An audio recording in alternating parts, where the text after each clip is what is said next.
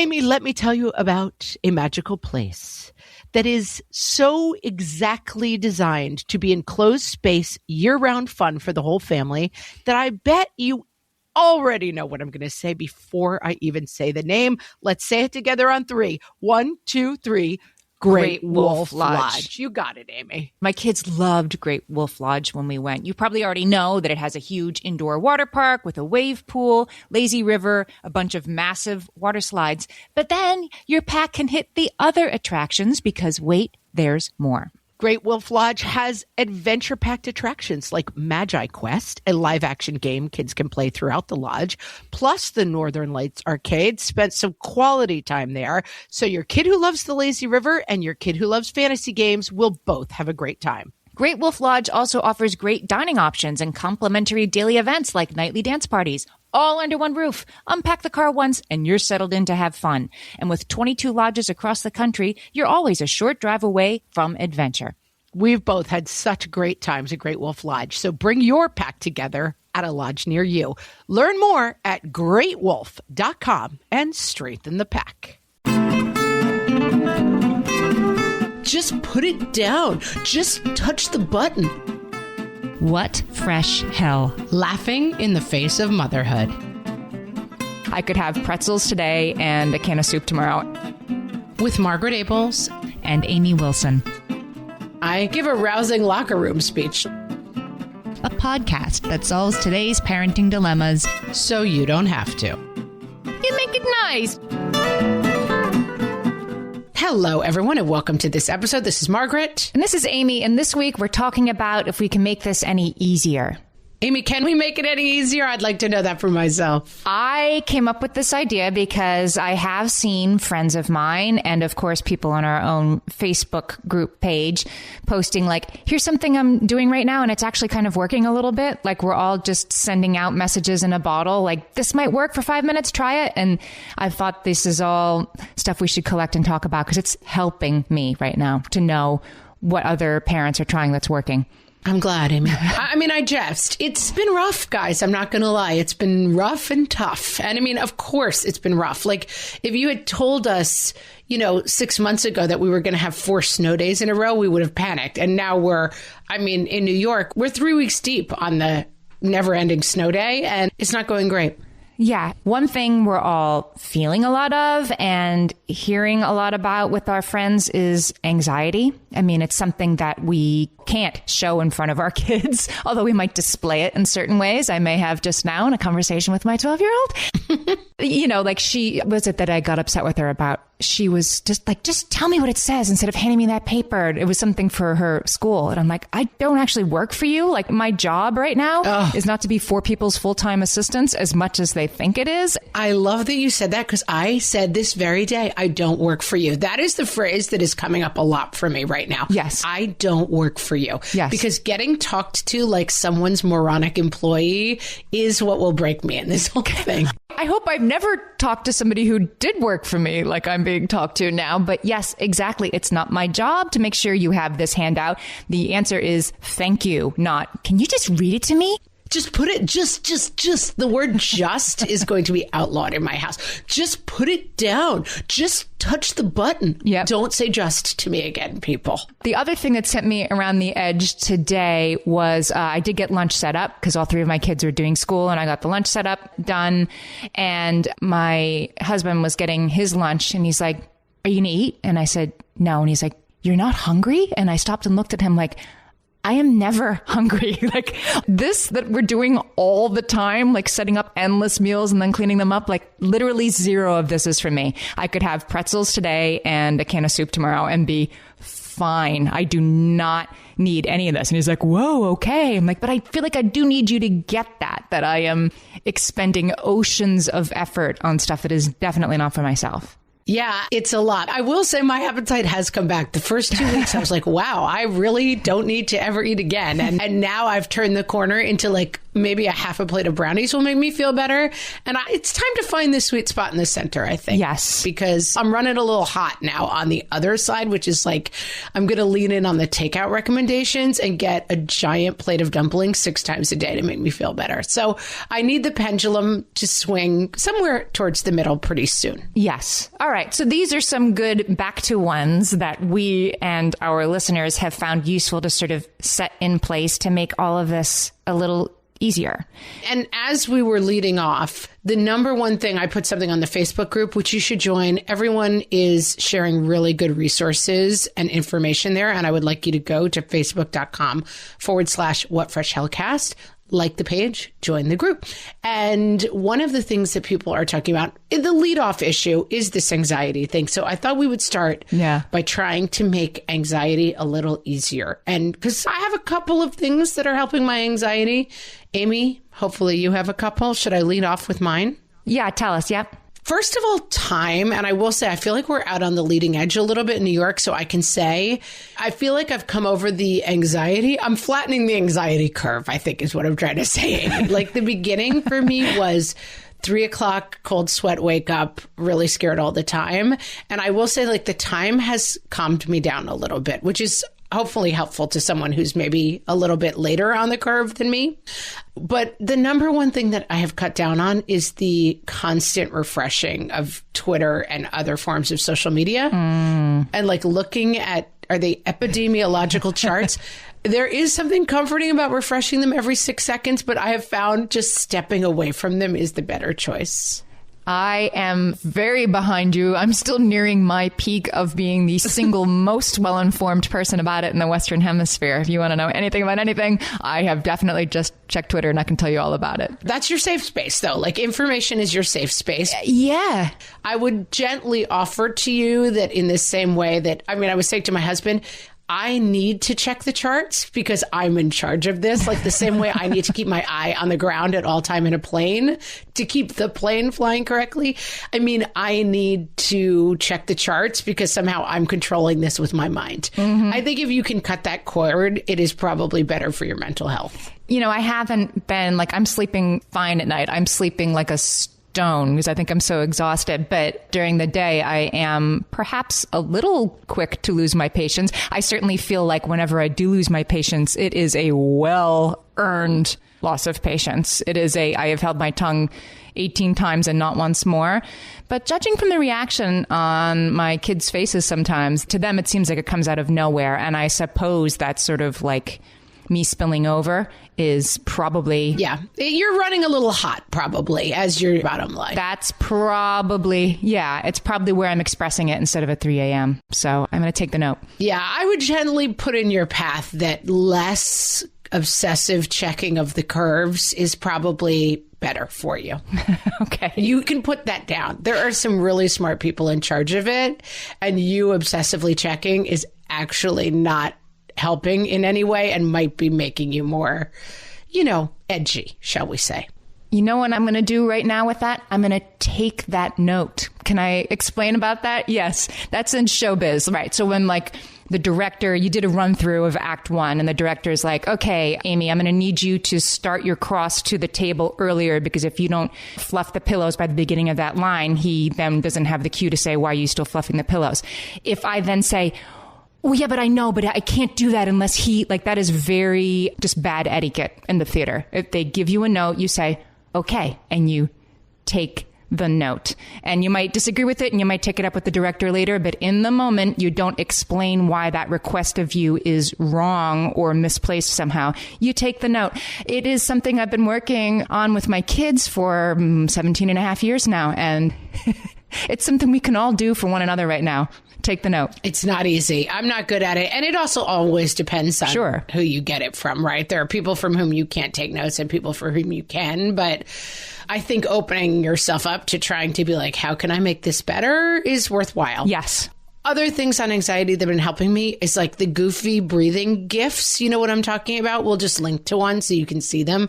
But if you go to Giphy or any GIF site and you type breathing exercise, they're like visual representations of breathing in and out. And I don't do great with like the lying down and the voice being like, breathe in. I don't know. It bothers me.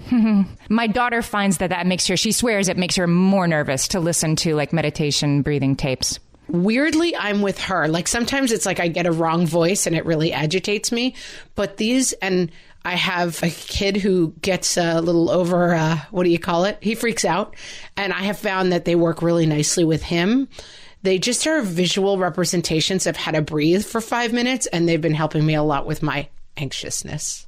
Anne Marie, who's one of our top fans on Instagram and on Facebook, she mentioned this grounding exercise that I'll make sure to put up on social media this week, which is like find 5 things you can see, find 4 things you can hear, find 3 things you can smell, find 4 things you can touch, whatever. I'm getting the specifics of it wrong, but it's basically that. Like go through each one of your senses and do a full inventory of everything you're able to hear right now. And it immediately grounds you. I've tried it. It works really well. That's like a take the note thing for me, because often these things sound so, to quote Amy's grandma, tweet to me, like, I really don't have time to count the things I can see. I'm way too busy keeping the world going with my mind. But I think it is helpful. And I always know it's helpful, but in times like this, I have found like, I actually really need to spend some time every day, not holding the scary at bay by scrolling Twitter, but spending some time in some sort of state of mindfulness or groundedness. And like, if you know me, I can't believe my tongue didn't just fall out of my head when I said that out loud, but it's been helping me and I would highly recommend it. We've entered the upside down right now in every way. I know. Well, we are in the upside down. And the other thing that is my touchstone in this is, in terms of like my problem, which is maybe not everyone's problem with anxiety, is like holding it away from me. Like it's too scary to think about. So I let it just become this like monster in the closet. And I go about my day like, stay busy, scroll Twitter, read the chart. Is the curve bending? And one of the things that I work on, and I work on this with my anxious kids, is like, let's name it. What's the scariest thing that will happen? And we've talked about this previously, so I won't linger on it, but like, go through it. What are we scared of? There's a related article. I'm going to put the link up on the show notes for this episode at whatrochellepodcast.com, or they might be in your app right now. You can look. Child psych named Helen Dodd wrote an article for The Conversation about this whole moment. And she points out that free play for kids, it's essential in this moment that, free play without us telling them what to do, that we really should take a step back. It's not only okay, mom, it is a fact, it's their work, little children. And she made a point that I hadn't really considered, which was that you may overhear, you see your kids play acting this moment in ways that may seem like something you really need to clamp down on. And that you shouldn't, because she says that free play, even about this moment, can help kids make sense of the things they find hard to understand. It's normal. It might be helpful for them, that you shouldn't stop that kind of play. And you should, talk about it later if you see something that makes you think like, oh my gosh, Abby is really getting this on a level I didn't understand. But it's not something for you to clamp down on. It's how they're processing it. Guys, I want to weigh in and underscore what Amy just said. And it may be a little bit of a hard concept if you haven't heard the term like free play and what it's all about. But we had an incident that happened in our town that was extremely traumatic. And nothing to do with this, by the way. This was before the coronavirus. Shocking and very, very traumatic, and involved some of the kids in our town. And one of the things that came up after it at the school, at play dates, in other places, were that a lot of the kids were acting out what had happened. And it was, to say the least, just a horrifying thing. And so a lot of the parents were very troubled to see the kids kind of acting this incident out in play. And it was, for the adults, just to revisit the incident was shocking and horrible. And then like the idea that the kids were kind of playing it out was very upsetting. But the counselors were quite clear on the fact that like this is how they're processing it. They process through play. And to the degree that you can put your own discomfort aside and let them play out this thing and process it, it's actually very healthy for them to do that. And it can feel very upsetting to us as adults. Like, I don't want them pretending that they have coronavirus. That's too upsetting for me to think about.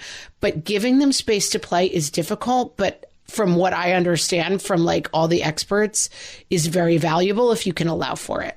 You know, and in a way, it's no different than us, like some of the silly memes about toilet paper or whatever, or eating too many brownies that we all see and create and retweet and engage in. Like, it's okay for every moment that we engage with this moment to not be fraught with seriousness and worry. It's helping us process too.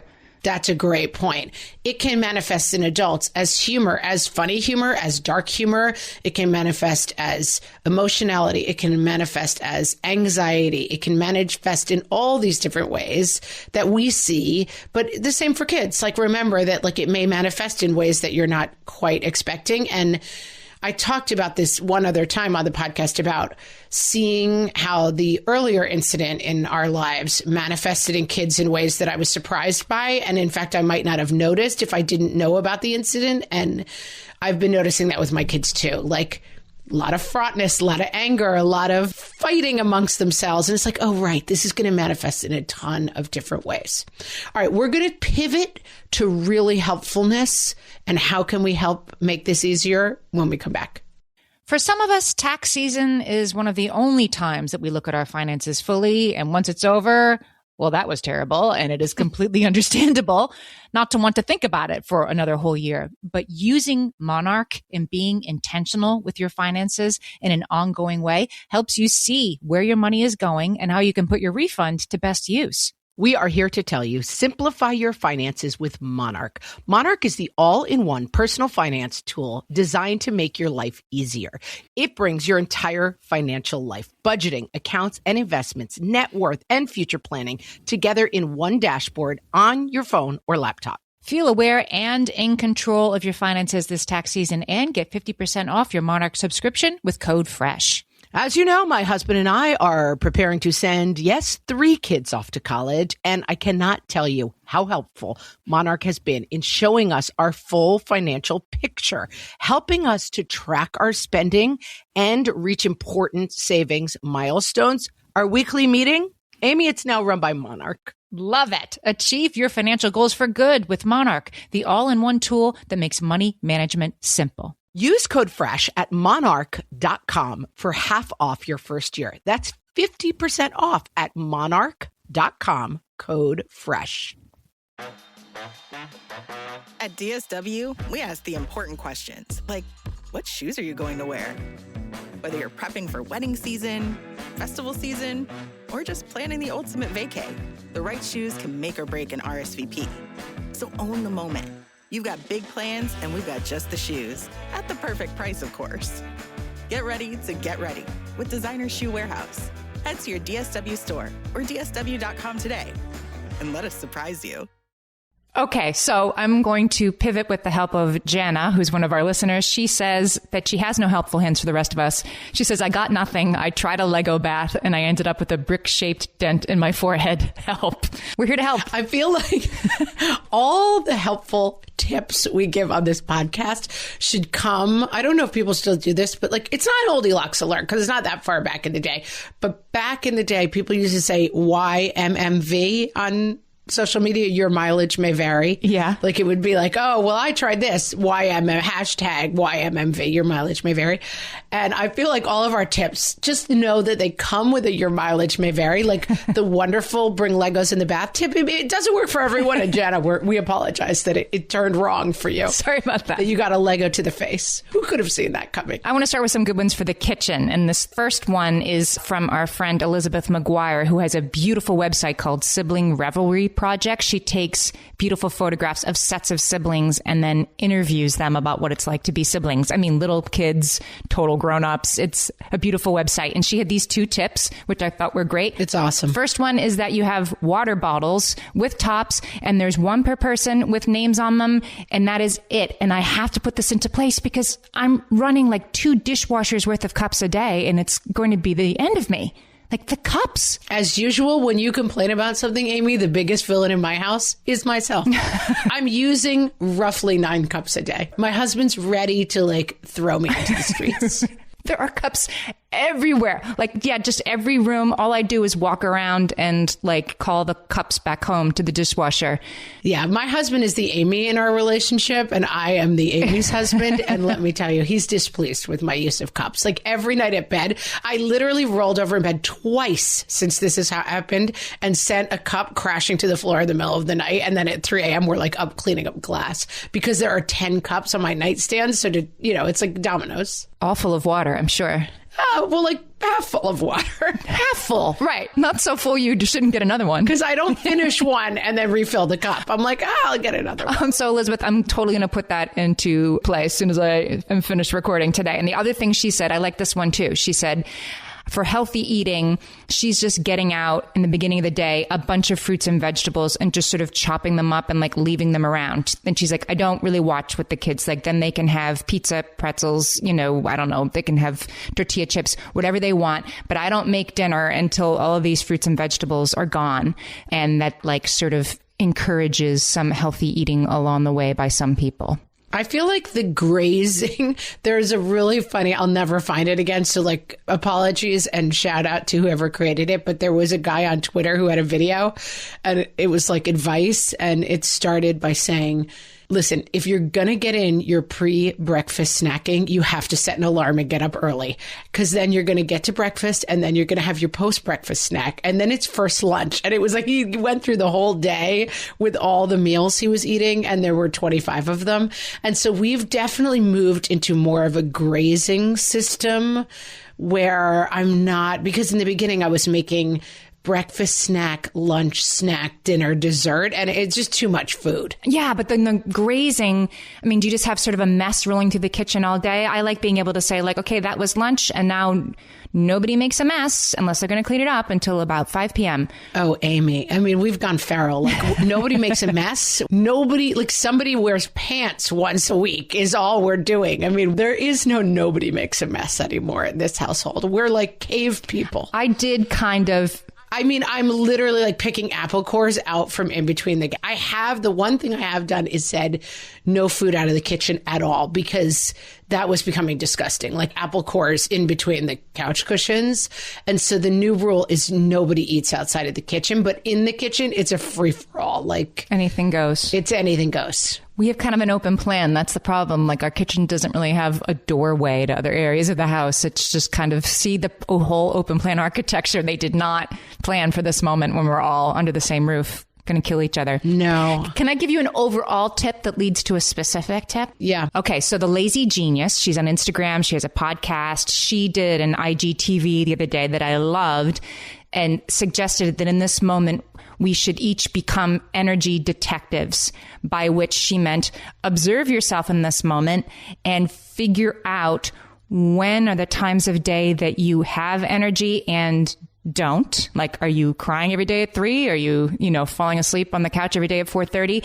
And then make decisions about your routine based on that. So our listener, Michelle, came up with this kind of brilliant idea. It's brilliant because she's an energy detective. She makes dinner for lunch. She realized that like at 5:30 when the kids started saying what's for dinner was exactly the moment when she was reaching the lowest ebb energy wise. And so now she's making lunch as the big meal of the day. And she does it all in the middle of the day when she's got the energy reserves to do it. And then dinner is more scrounge, find something, have a sandwich.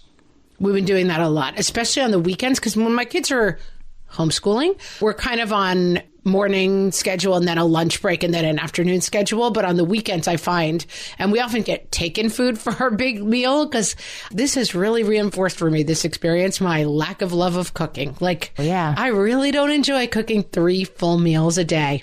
Really don't like it. My husband's doing breakfast because he's really good at breakfast food. But I'm so bored by what's for dinner. I cannot stand it. So we're basically down to, my basic take is I will make 1 meal a day. If we get a pizza for lunch, that's your meal for the day. Mm-hmm. At night, you can microwave a hot dog for yourself or you can make a sandwich, but I'm not cooking 2 full meals. I'm not doing lunch and dinner. So I have found that moving lunch is smart. It never occurred to me that you could do this, that just make like the chicken and asparagus and pasta for lunch instead. So I love this idea and watch out. I think I'm going to try it. I have a bigger take on this in general. I don't know if I've been sick. I don't know if I've been stressed, but there is something that is causing me to have a pretty profound lack of energy. Like I'm sleeping a lot. I'm napping during the day. I haven't been like super sick. Like, okay, I know I have something, but I've definitely been struggling with my overall energy level, and I'm leaning in. I'm like, there are days where nothing gets clean. There are multiple days where my children actually smell bad. Like I am really leaning into like so much self-grace at this point in terms of this is a super hard situation. I'm not feeling well for whatever reason. And I'm not going to live and die by like whether or not my house is clean. But then I found today that I woke up with quite a bit of energy, and I made myself recognize the fact that I have energy, and I'm cooking a nice lasagna for dinner. I cleaned up a bunch of the rooms with the help of my children, and I'm going to exercise today because I'm trying to like lean into having energy and then lean into not having energy and try to have very little judgment of myself around that. Yeah, I have a list going for myself of like, here's what kind of needs to happen. Like I haven't really vacuumed in 3 weeks. So the next time I have some excess energy, I am probably going to use that either vacuuming or getting my kids to vacuum, which the hard part is I feel like it's almost the same amount of energy, if you know what I mean. Oh, I mean, it really is. And I have that in the back of my head, but it's helped. I mean, they are slowly, it's like a sea change, but they're slowly getting the idea. Jill said that she read this advice. She said, I read some advice that encouraged parents to use this time to help kids realize life is not being entertained. It's contributing to what the family needs to accomplish. And I do think my kids, like in the macro, are getting the sense that if they want clean clothes, they need to gather the dirty ones, bring them downstairs, put them in the washer, and, you know, throw the Tide Pod in. Like they've finally figured that out, that they can contribute, and it's helped. And I hope we never go back to the way things were. But I love that point. And one thing that's happening in my house too is like a fairly frequent General Patton to the troops speech is happening. You know, like if we start going off the rails, like I would say every 3 days about, I am sitting my children down and saying, we are in a very unusual circumstance and we need to work together to do this. This means you must fight less with your siblings. This means you must help quite a bit more around the house. Our role is to be kinder to each other until this is over, and we don't know when that date is. And I give a rousing locker room speech like once every 3 days, probably. My kids are a little older, so I get the eye roll, but we definitely are having the sort of family dinner sit down, like, how we doing? How's it going? Conversations. And their stress is actually running right now to the schoolwork that they still need to be getting done, which I am honestly so grateful for, because that is a very healthy and safe place to put extra stress, right? Is into your English paper, not into how much longer will this be happening. It's keeping them from engaging with the larger questions. So I'm grateful for that. Yeah. And I think kids who have questions, we go back to a rule that we reiterate often on this podcast: answer the question that you are asked. And, you know, really stay with, and I have thought of that a lot during this, is bring up at meal times or whatever family times, game times, whatever times you have, how's everybody doing? And then answer the question that you are asked. When are we going back to school? We're not sure yet. Every 2 weeks, we're going to get an update on that. But as of right now, we're not sure when you're going to be able to go back. It may be a while, might be breaking my own rule, but trying to just keep the lines of communication open and giving them the information they're asking for, but not necessarily pulling up like, look at this chart. This is how many people, you know, and getting them too dialed into stuff they may not be ready for. No charts. No charts, please. I mean, my kids are 11, 9, and 7. They're definitely pre-chart. But my 11-year-old is blissfully, I think 11 is the perfect age. Like, how does this affect my Fortnite gaming? And otherwise, I am completely not interested in what's going on. Amy, who is not me, different Amy, has an idea called Mommy's Choice Chores that I really liked in terms of getting everybody to help a little more. She has tasks in groups, like her kids can have screens in the morning after they get dressed, brush their teeth, clean up their bedrooms, have breakfast. They can have more screen time in the afternoon after they practice the piano, do some reading. And here's the best one, a mommy's choice chore. This can be whatever I decide needs to be done. She says, for us, it works better than having a specific time of day. And it helps me guarantee they get the things done that I need to get done instead of me losing track and policing whether they got done. They can't have the screens until they do their mommy's choice chore. We were just having a Zoom cocktail hour with my whole family last night. And my sister-in-law, who gets brought up a lot on the podcast, they were laughing, reminiscing about how they had a chore chart. You know, somebody's turn to bring out the trash, somebody's turn to set the table. And then there were 4 kids, and there was always a chore called odd jobs, and you had to do whatever the odd job was. And she said that it just got absurd. Like, the odd job could be you have to catch the mouse that's running around the house, or the odd job could be you have to finish the strawberry ice cream that's left over from the Neapolitan pint of ice cream. And they were just all crying. They're all grown now. They're all in their 20s, the kids. And they were just dying laughing at odd jobs and remembering all the funny things they had to do. But odd jobs is the same as mommy's choice. Like, this is what needs to be done, and you're doing it. And you lean into the branding, give it a clever name. I love a good rhyme, as you know. I don't know. Yes. I can't figure out a rhyme off the top of my head for mommies and chores. But yes, it's like lean in and give it a theme song, whatever it needs to have. And your kids will roll their eyes at you, but it will stick. But it helps. And I do think like this circulating meme of like, your kids won't remember what they got done. They'll remember how it felt. Yes, slightly annoying and adorable, but at the same time, I do notice my kids, I have leaned in a little bit to the kind of Little House on the Prairie, we're all in this together team kind of, you know, branding, and they're kind of digging it. Like, they're walking by with laundry, like, I'll do the laundry today, Mom. Listen, it's not every day. We're not like all singing happy songs, but I do notice that they're leaning in a little on the branding of like, we are a pioneer family surviving this together. Very nice. Well done. We'll be right back, guys. My favorite skincare products actually feel more like self-care, like they're so nice to put on and they smell so good that I'm actually happy when I get to that part of my day. And I swear that is how I feel about Osea's anti-aging body balm. Amy, you are usually the lotions and potions queen on this podcast, but I have to say, hard agree. Osea's anti-aging body balm is a liquid silk body balm that combines the lasting hydration of a lotion with the firming power of a serum, leaving skin smoother and firmer. This body balm is clinically tested and designed to deliver visible results you can see and feel. So we've gotten to use this product for a couple of months now, and I swear I have really noticed firmer and smoother skin, like on the back of my hands. It's like getting a mini spa treatment from head to toe. Get a spring-worthy glow with clean, clinically tested skincare from Osea. And right now, we have a special discount just for our listeners. Get 10% off your first order site-wide with code FRESH at OseaMalibu.com. That's 10% off your first order with code FRESH at OSEAMalibu.com. All my kids learned to swim when they were little. It was super important to me that they be confident and safe in the water.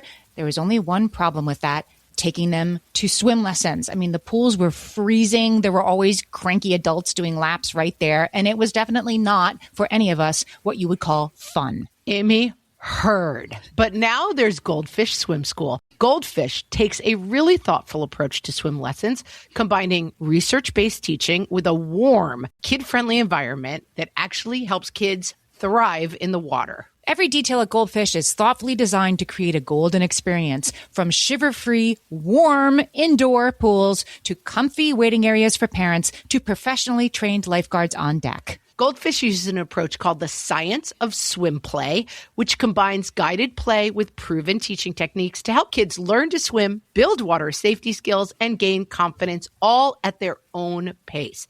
Lessons are designed to meet kids exactly where they're at. If you've been thinking about swim lessons or just wondering where to start, this is a great opportunity. Right now, Goldfish Swim School is offering a waived membership plus your child's first lesson free at participating locations. Just visit goldfishswimschool.com/free to find a location near you and enroll using promo code FREE. That's goldfishswimschool.com/free, promo code FREE. And now, home care tips without kids and with kids from the What Fresh Hell podcast.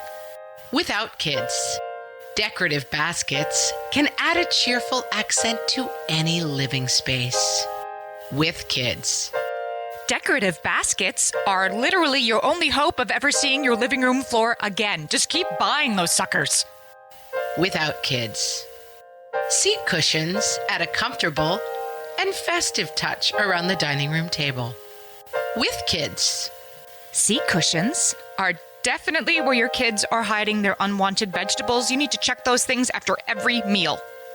without kids, the principles of Feng Shui suggest that placing a plant in the corner of a room can serve to draw in the positive energy. With kids, The way potty training's been going suggests that that puddle in the corner, it's definitely pee. without kids, consider a white sofa for a clean, elegant addition to your living room. With kids, Literally, never consider a white sofa. Seriously, if you have to think, are the kids old enough for a white sofa? Then guess what? They're not. without kids, framed prints are great for adding that pop of color to any room. With kids, Oh, you want a pop of color? Well, it's your lucky day. Your 2-year-old found a Sharpie.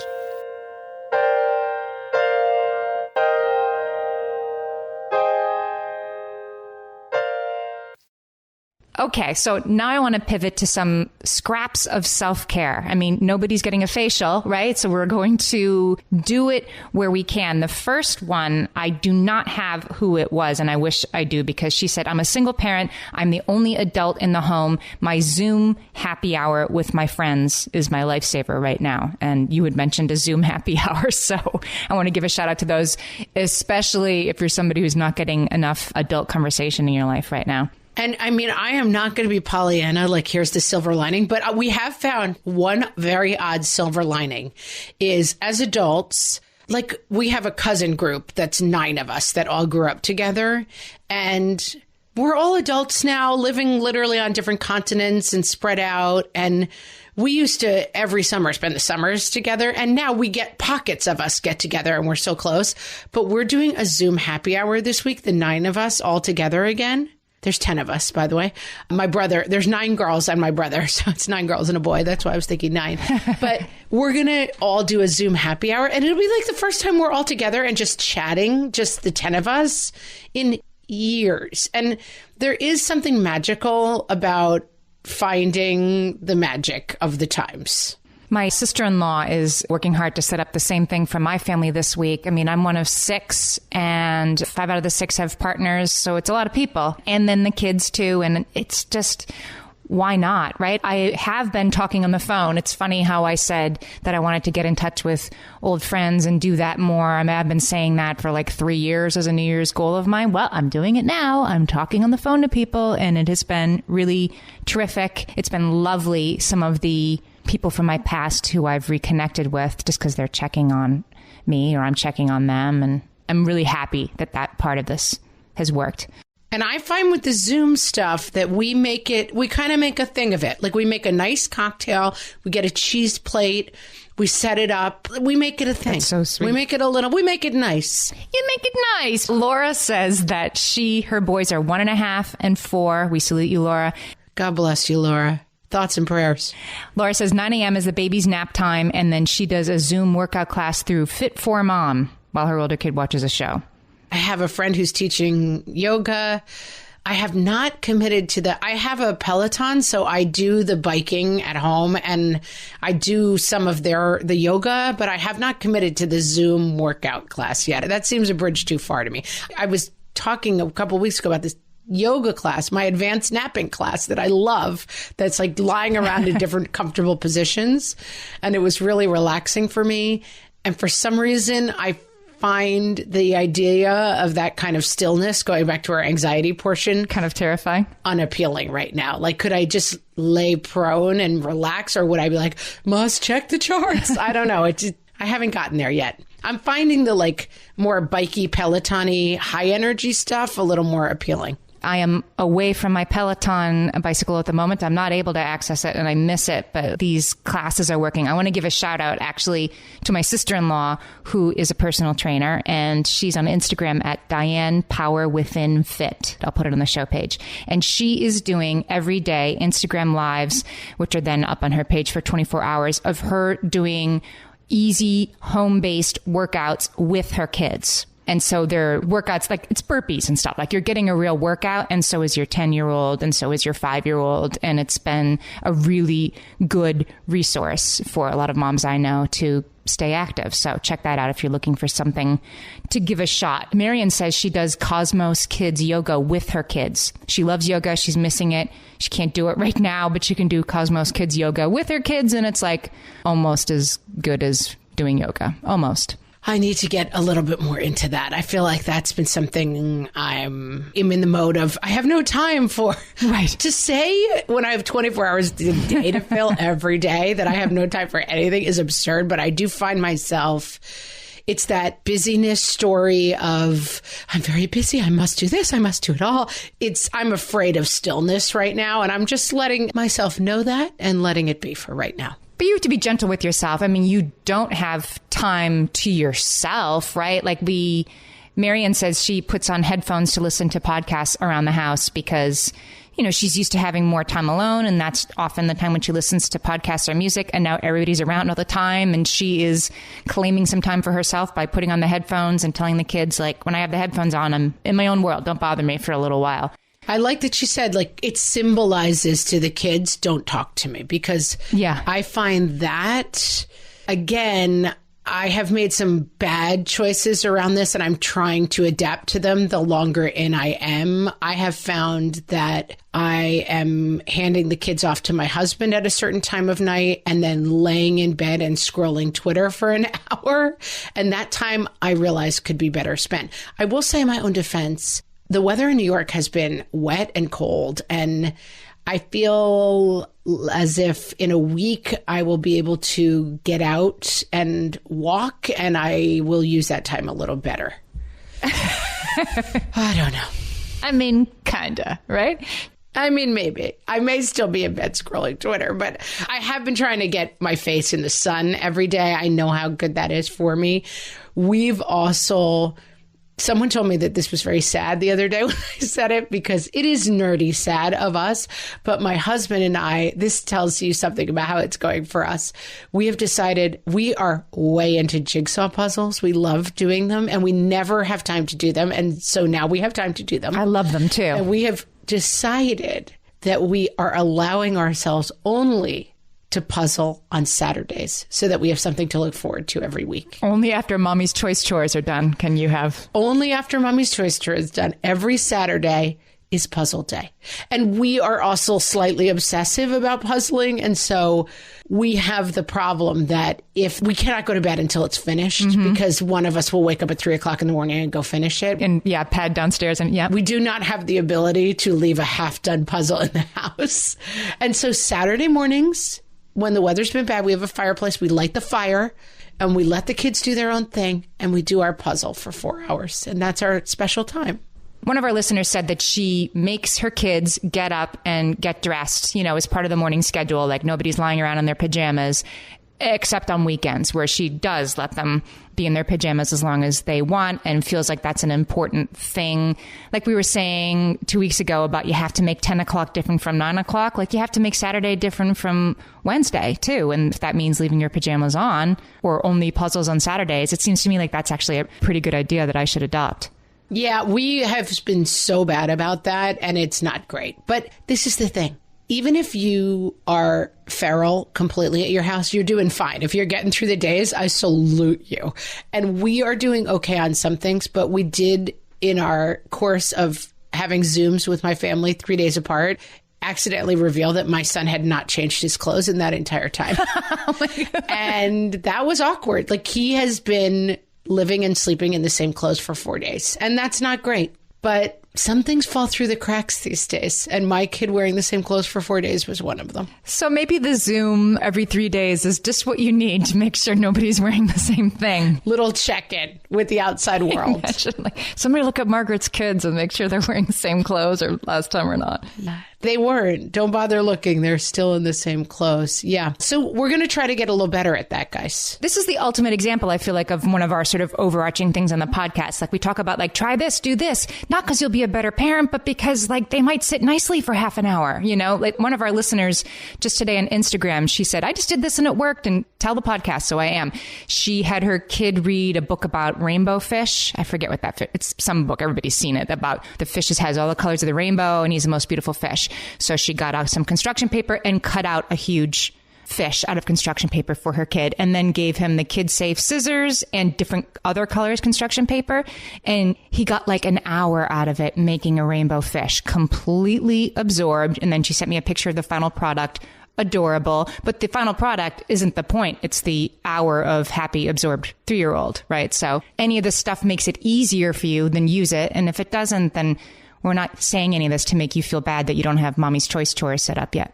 No, and certainly don't engage with the Facebook posts that are, here is my entire family baking whatever, the most fancy thing in the world, while, you know, I read them aloud from Little Women. Everyone's struggling. And some people are really struggling. And some people are struggling so much that their children have not changed clothes in 4 days. So just take that with you. Take that to heart. Right. And I think there is something for me that I have realized, that there is something on the other side of boredom. And so my kids have found that thing of, let's transform our closet into Harry Potter room. Does it involve a lot of fighting? Yes. Is it a magical moment that is Facebook worthy? No. But when they push past being bored, they do find ways to get up to interesting things. And some days are much, much better than others. And one thing that has helped, which I may have said already, but I think is important, is the one touchstone rule in our house is no complaining. And that is one line we are really holding, that nobody's allowed to complain. We're all in this together. It's part of my patent locker room football coach speech. We can do anything. As I've said on picky eating episodes, you can come to my table and you can talk about anything but the food. You can come to my life right now and you could talk about anything except for about how this stinks. You can say this stings. Oh, it's really hard. I miss my friends. But you're not allowed to whine and complain that you're bored. We are all in the same situation, and go find something else to do. I just won't listen to complaining about the situation. I will listen to well thought out perspectives on how much this stinks. We can have a 2-hour conversation at the dinner table, whatever, 20-minute. Do a play for Mommy on how much this stinks. I'll watch that. Go do a play for Mom on how much it stinks. Totally fine. And we can sit at the dinner table and jokingly list the 45 things about stink, but you're not allowed to just lay around and whine about it. Shannon has a tip that I thought was a good one to wrap on, because it's a good sort of, perspective changer on this. So she suggests that instead of having a schedule for your day, that you might want to consider having a routine. And here's the difference. She says, if you have a nice routine of activities you do each day, you get into a comfortable rhythm. If you try to stick with a timed schedule, you might miss out on some lovely moments. She says, 5 minutes before we were supposed to be starting schoolwork, my kids built a blanket fort where my son read to my daughter, "What a gift. School will start, but this moment is more important for their relationship and this mama's heart." Such a good point, and something I've been thinking a lot about that you say, Amy, which is what, like never interrupt a happy child? Yes, yes. I had the same thing today. My 3 kids, it's been really, have I mentioned cold and rainy? I need to put I'm not allowed to complain lesson on the podcast for myself. But it has been. And this morning, for whatever reason, they must have been bored enough. They went outside in the cold rain and they were playing on the swing set. And usually we start school at 9. And I found myself at 9 o'clock walking out to call them into school. And thank goodness I had the sense to say, what am I doing? Right. Why would I stop them from playing outside? Because I think it's time to start school. Never stop a happy quarantined person from doing whatever it is that is making them happy. Right. The blanket fort is the point. Do not interrupt. Yeah, you're done. anytime they're happy, and I say this even, I've stopped my husband from calling them down to dinner. If they're all upstairs playing There's a Hogwarts in the Closet, we can reheat dinner. Yeah. Never stop them from doing anything when they're happy. That's a good one. Even if it's screens, if they're happy, if they're starting to whine and they're upside down on the couch and they're starting to kick each other, it's time to get off screens because they're actually bored. Right. But I'm fine. Whatever is making someone happy in my house does not stop. That's a really good one. So we want to finish on a suggestion that came from Pamela. Pamela's husband is an ER doctor, and we want to say thank you to your husband, Pamela, and we also want to say thank you to you, because we are all thinking of everybody who's on the front lines of this, and we need to also be thinking about the parents who are holding everything up at home like 175%.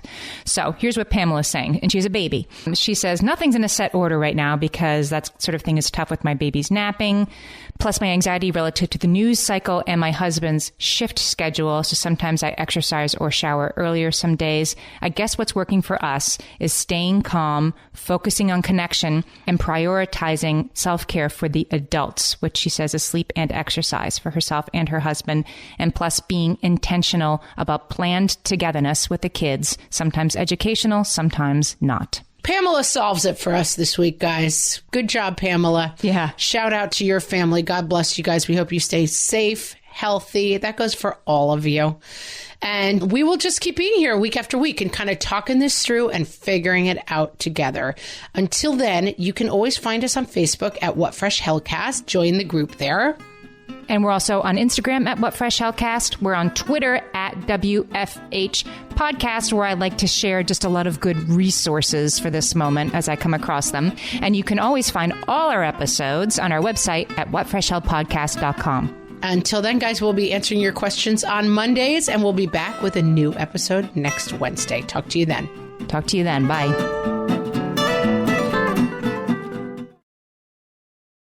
Close your eyes. Listen to Monday.com. Feel the sensation of an AI work platform. So flexible and intuitive, it feels like it was built just for you. Now open your eyes, go to Monday.com, start for free, and finally breathe.